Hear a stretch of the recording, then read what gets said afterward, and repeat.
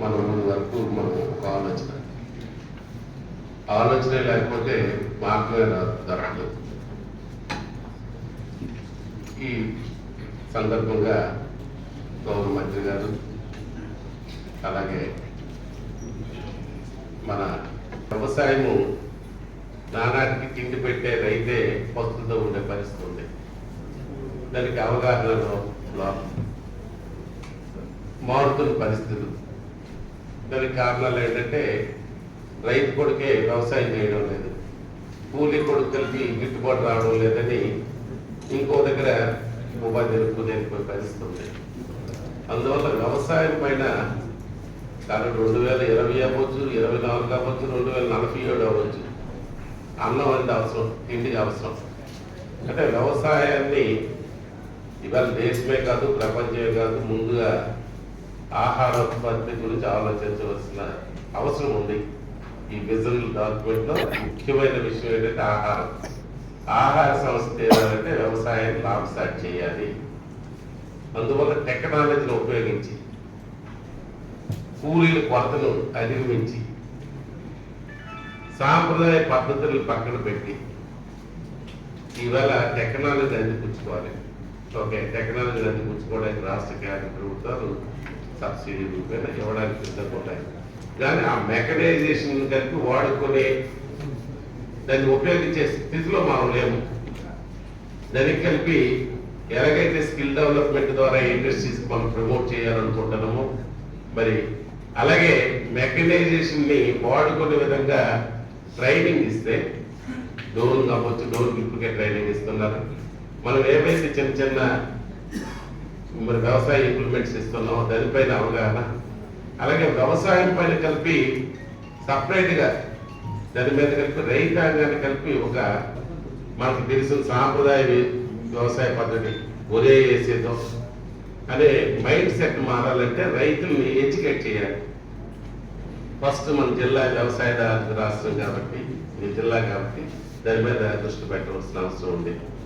అలాగే అది ఒక రకంగా చాలా వెనకబడి ఉన్నాం. ఈ జిల్లా చాలా ఇవాళ అందరి కోరిక మా పిల్లలు మంచి చదువు చదివించాలి, మంచి క్వాలిటీ ఎడ్యుకేషన్ ఇవ్వాలి. అది దొరికే పరిస్థితి లేదు. అంటే ప్రభుత్వ పాఠశాలను బలోపేతం చేయాలి. దానికి అవసరమైతే ప్రైవేటు ప్రభుత్వ భాగస్వామ్యం తీసుకుంటామా, హాస్పిటల్స్ కానీ లేకపోతే పాఠశాలలు కానీ దాని మీద కలిపి మనం ఒక ఫోకస్ కంపల్సరీగా ఎడ్యుకేషన్, మంచి క్వాలిటీ ఎడ్యుకేషన్, అలాగే హాస్పిటల్ అంటే వైద్య సదుపాయాలు మెరుగుపరుచుకోవాలి.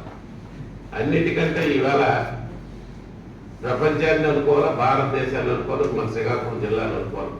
మనకు పీడిస్తున్న సమస్య వెచ్చలవిడిగా మల విసర్జన, గ్రామాలకు ముందుకెళ్ళగా స్వాగతం పలుకులే. దాన్ని ఏ విధంగా అరికడతాం అంటే 2047కి ఒక వికసిత భారత్ లేకపోతే ఒక స్వర్ణాంధ్రప్రదేశ్ సాధించాలంటే ఇవి ముందు మనం దాన్ని ఎలా సాధిస్తాం? అది కొంచెం మార్పుతో ఉంది. ఒకప్పుడు దాని గురించి ప్రయత్నించి సక్సెస్ అయితే 70%, 90%కి వెళ్ళినప్పటికీ ఇవాళ మనం 70% వల్ల అవే దర్శనం ఇస్తున్నాం. ఎక్కడ మనం ఈ ల్యాబరేటరీస్ వాడుకునే పరిస్థితి లేక గ్రామాలంటే దుర్గంధమై అనారోగ్యాలకి మూల కారణం అక్కడే ఇవాళ ఉండే పరిస్థితి ఇవాళ ఉంది. దాన్ని ఎలాగ అధిగమిస్తాం? ఇంకో పునర్భూతం ప్లాస్టిక్ వాడకం. ఆ ప్లాస్టిక్ని కలిపి రీసైక్లింగ్ చేసి అవసరమైతే ఏదైతే తడి చెత్త పొడి చెత్త ఉందో తడి చెత్త అక్కడ పడేసినది అర్థమైపోద్ది. ఆ పొడి చెత్తని సేకరించినప్పుడు ఒక స్కీమ్ పెట్టి ఆ పొడి చెత్త ఎవడిస్తాడో వాడికి ఒక కోపనిచ్చి గ్రామాల్లో ఆ పొడి చెత్త రీసైక్లింగ్ చేయకపోతే అది వెలుభూతమై మన మీద కూర్చోంది.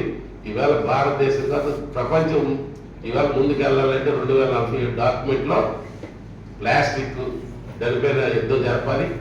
దీని మీద ముఖ్యంగా మన భారతదేశం కానీ మన రాష్ట్రం కానీ మన జిల్లా కానీ ఏదైతే విచ్చలవిడి మన విసర్జన ఉందో దాని మీద దృష్టి పెట్టాలి. ఇవి చేసినప్పుడే మన అచీవ్మెంట్ ఇప్పుడు చాలా మంది ఇండస్ట్రియలైజేషన్ మీద, ఉపాధి కల్పన మీద, మంత్రి గారి అగ్రికల్చర్ డెవలప్మెంట్ మీద ఓకే మన జిల్లాకి సుదీర్ఘమైన సముద్ర తీర్థం ఉంది. సారవంతమైన నేల ఉంది, కొండలు ఉన్నాయి, మంచి నదులు ఉన్నాయి, పనిచేసిన ఉంటున్నాం. అన్నీ ఉన్నప్పటికీ ఇవాళ మనకుండే మెయిన్ సమస్య ఇప్పుడు నేను చెప్పింది క్వాలిటీ ఎడ్యుకేషన్. ఎవరు అధికారులు ఇక్కడ వచ్చి మంచి అధికారులు ఉన్నారంటే ఆ పిల్లల చదువులు వైజాగ్ పరిగెట్టవలసి వస్తుంది. శ్రీకాకుళం జిల్లాలో తగ్గ క్వాలిటీ ఎడ్యుకేషన్ లేదు, మంచి హాస్పిటల్ లేవు, మనకి ఏదో నుండి వైజాగ్ పరిగెట్టవలసి వస్తుంది. ఇది అధిగమిస్తూ మరి స్వచ్ఛమైన శ్రీకాకుళం జిల్లాను తయారు చేయాలి. మనం వీటి మీద ఈ ప్లాస్టిక్ వాడకం మీద మట్టుగా ఈవేళ భారతదేశం కాదు, మన రాష్ట్రం కాదు, దీని మీద ఒక యుద్ధం ప్రకటించాలి. 2047 మనం మన దృష్టిలో పెట్టుకొని దాని మీద అంత ఎక్సర్సైజ్ చేయవలసిన అవసరం ఉంది. అంచేత ఈవేళ కేంద్ర ప్రభుత్వం నేను అనుకుంటాను ఒకేసారి ఎన్నికలండి. కార్పొరేట్ మా ఎలక్షన్లు అయిపోయినాయి, ఎమ్మెల్యే ఎలక్షన్, ఎంపీ ఎలక్షన్. ఈవేళ మేము స్ట్రిక్ట్గా చెప్తే మళ్ళీ మా పంచాయతీ ఎలక్షన్ మా దెబ్బ కొడతారు, అక్కడికి వెళ్ళినప్పుడు మా ఎమ్మెల్యే ఎలక్షన్స్ వస్తాయి. అందువల్ల ఏకకాలం ఎన్నికలు పెట్టడం, ప్రభుత్వాలు మారుతాయి, ప్రజాప్రతినిధులు మారుతారు. మనం అనుకుని చేయాలంటే ఏకకాలం ఎన్నికలు జరిగితేనే మన లక్ష్యం 2047కి ఈ భారతదేశం ప్రపంచ దేశాల్లో అగ్రగామిగా దేశంగా ఉండాలి. మన ఆంధ్రప్రదేశ్ మరి దేశంలోనే నెంబర్ 1 స్థానంలో ఉండాలి, స్వర్ణ ఆంధ్రప్రదేశ్ అవ్వాలి. శ్రీకాకుళం జిల్లాకి చాలా ఫ్యూచర్ ఉంది.